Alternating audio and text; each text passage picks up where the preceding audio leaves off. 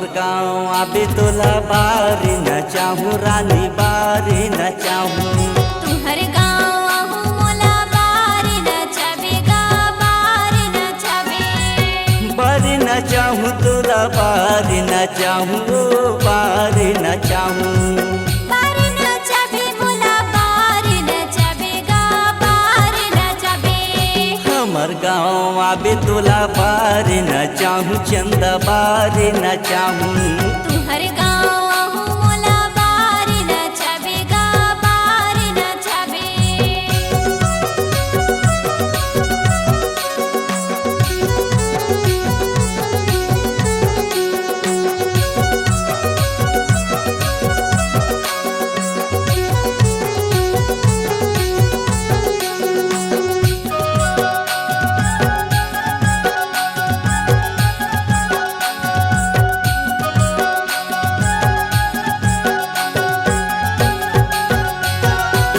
सागवती राम मिला तय हम हाय वो तय हम हाय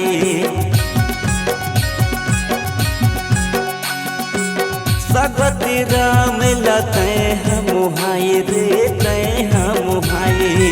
दावत पार के जलोड़ी जे मान चाहेगा जे मान चाहे हाय मोरी दैया रे राम तू भैया मोलाया बड़ माया लागे है मोरे नैया रे राम दो हैया मोला बड़ माया लागे हमर गाँव आबे तोला बारे न चाहूँ रानी बारे न चाहूँ तुहर गाँव आहू मोला बारे न चाबेगा बारे न चाबे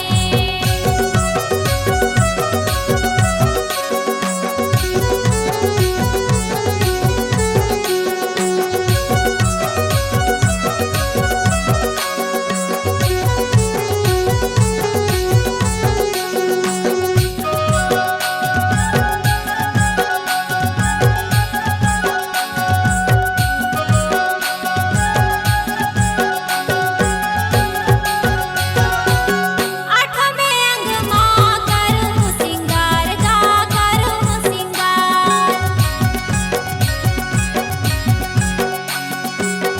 आठवें अंग माँ करूँ सिंगार गा करूँ सिंगार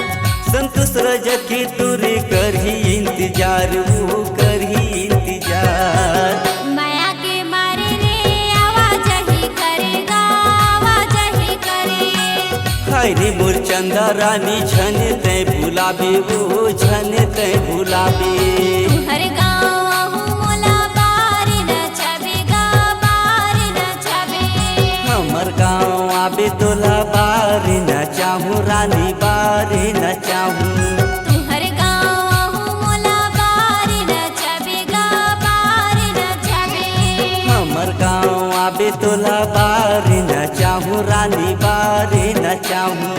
तुहर गाँव आहू मोला बारे न चाबेगा बारे न चाबे हमर गाँव आबे तोला बारे न चाहूँ रानी बारे न चाहूँ बनाइए अपनी एक खास पहचान, अपनी आवाज को दीजिए एक नया आयाम। तो याद रखिए एक ही नाम, Upasana studio. Upasana studio digital multitrack audio video recording, Bijju sound service Pali, जिला कोरबा, छत्तीसगढ़। Mobile number 9340823283।